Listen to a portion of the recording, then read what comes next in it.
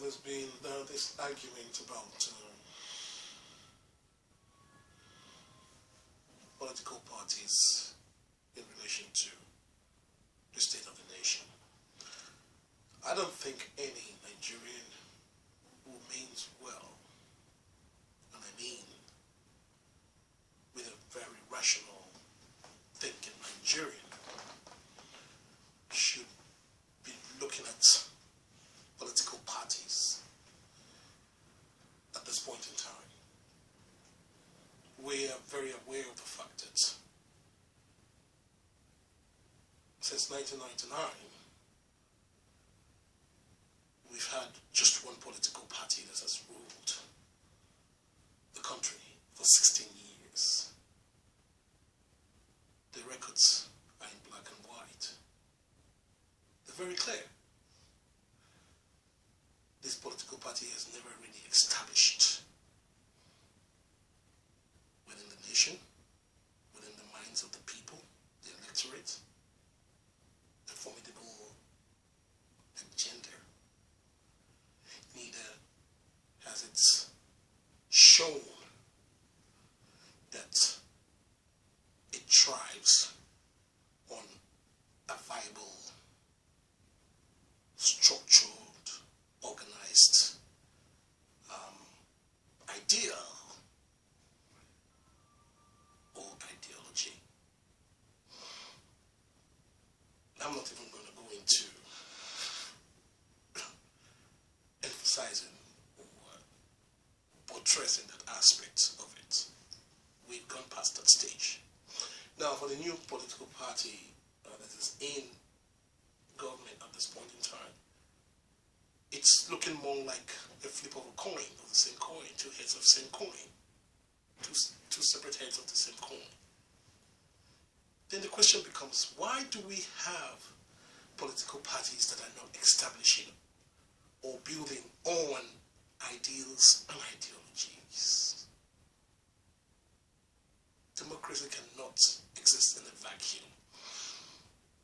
You cannot practice democracy without having structures, without having organized platforms, without having a roadmap.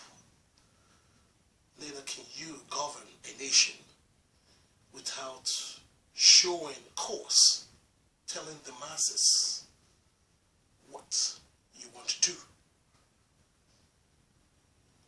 How do you intend to resolve their problems? How are you going to resolve the problems? And what the possible outcome of the problem, the resolution will be? These are some of those fundamental problems we've been having in Nigeria. And when you think that one government comes in, and once it leaves, another government that will come in will be able to take corrections, but you're not seeing those corrections. What we're basically seeing is a replicate of what the previous government has done. And it's more or less looking more like, in actuality, retrogression is taking place. Government is not really solving the problems. Where solutions have been advocated, you find the government is being arrogant and adamant. We cannot continue to practice the same system of government without some fundamental changes. If you look at those who were in government in the 60s, and you look at those who are also championing and lording over government in the 2020s, over 50 years, it's basically the same fingers, it's the same hands. What am I saying in essence? What I'm saying in essence is that it's the same set of people who have governed Nigeria all along. At intermittent times when it seems like the pressure is high, Nigerians are lamenting, and the world attention is being called upon what is taking place. What they now do is They soften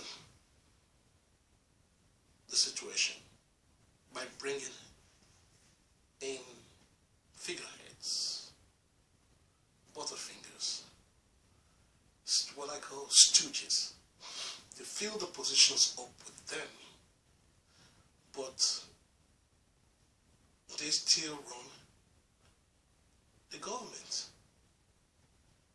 So, by default, they are still in government.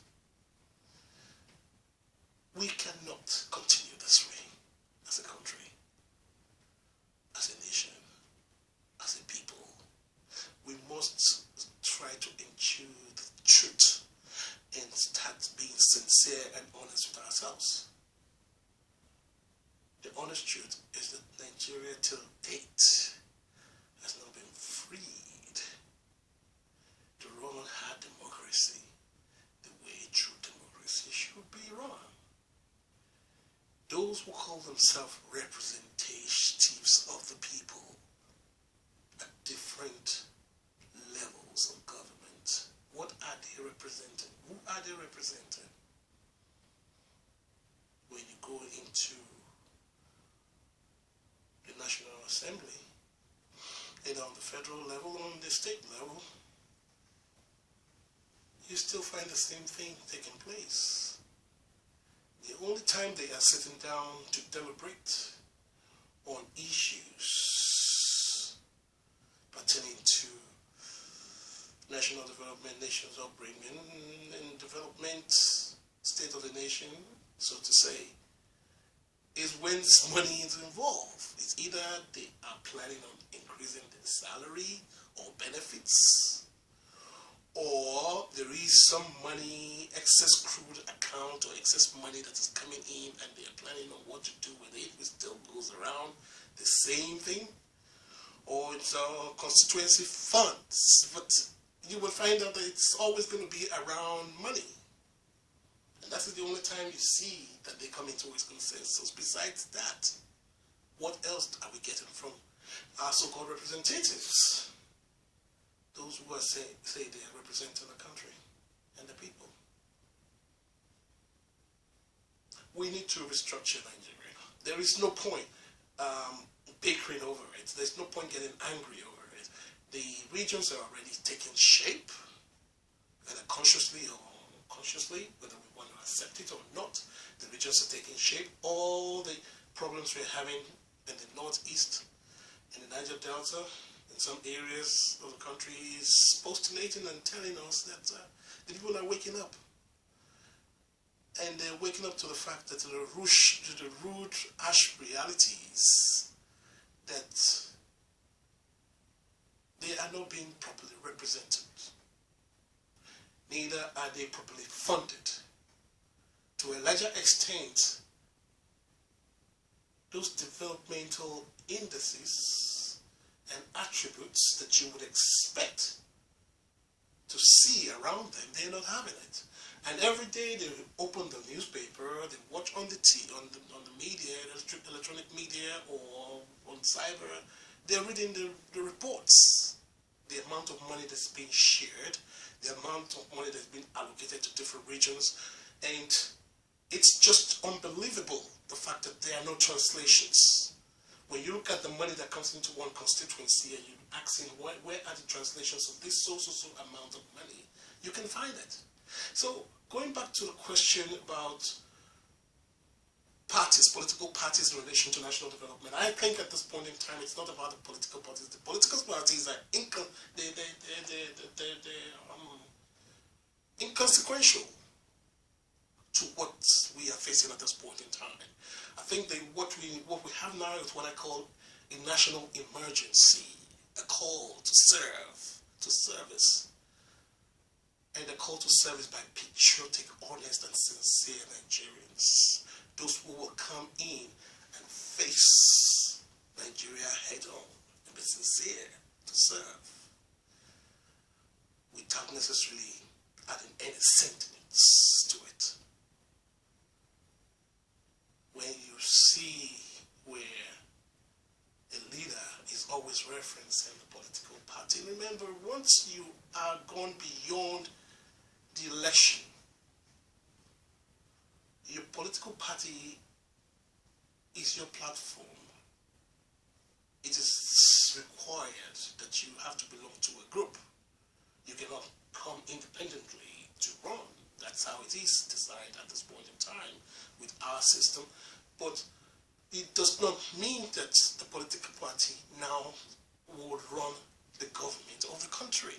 Once you have gone beyond the election and have been elected by the people, giving them mandate to run for 4 years, then you now become what we call the father of a nation. It is no longer about the political party anymore, but everything has to do with the people, the commissions, service. So when I see and I hear the debates and the arguments going on about what one party is doing and what another party is not doing, it doesn't augur well. It doesn't tell good. It still shows us that we are still being primitive with respect to how politics is played. Remember, elections are the ways in which we know you can get into office, besides other means, but those are the ways in which you get the people's mandate. You go canvass for them, for their votes, you promise them, they're expecting that once you come in, you will do what you said you were going to do. And mind you, everything is all time. So if it comes to a point where you are not delivering as promised, expect to get condemnation, expect to get criticism, expect the people to ask you. The problem is with Nigerian leadership is that most Nigerian leaders are not used to answering questions from their electorates. They're not used to being queried. They're not being used to being asked to give account of the stewardship. So these are things that have been going on for so long that they're so used to it, and it becomes a norm. So when you now ask that they need to do it, it becomes an offense. But is this supposed to be an offense? No. You are the servant of the people. You are there to serve them. If you cannot serve them, get the hell out of the kitchen and let someone else come in there and serve them. You don't make excuses and excuses. What you do is that you took the form because you said, I am coming in here not only to serve, but to resolve your problem. Where you cannot resolve the problem, that's why you have the pool of resources. So you go in there and get people who can do the job. That is another big problem we have, putting the square pegs in the round hole. Basically because you're trying to favor one political authority or tribal group or religious sect or even families and friends and relations. It should not play out like that. When it comes to national issues, it should be strictly based on merits. That is the A to Z. Your gender, your religious affiliation, your tribe, all that is totally irrelevant. So if you want to succeed as a leader, you should be more focused about first understanding what the problems are. Second, trying to get a team pool, from the pool of resources you have, a team that will work with you toward stay away from all the unnecessary misplaced sentiments that most Nigerian leaders use in order to create their team. Because all that you're going to do is that at the end of the day, you're going to have a team that will all be hitting heads together. Just because the basic fundamental reasons for putting up the team was not used, but every other sentiment was what was used to create the team. And failure will be staring at you. One other very fundamental thing is that you must always keep your people, the masses, aware, abreast of the flow of your governance. It doesn't take too much to say, I'm sorry.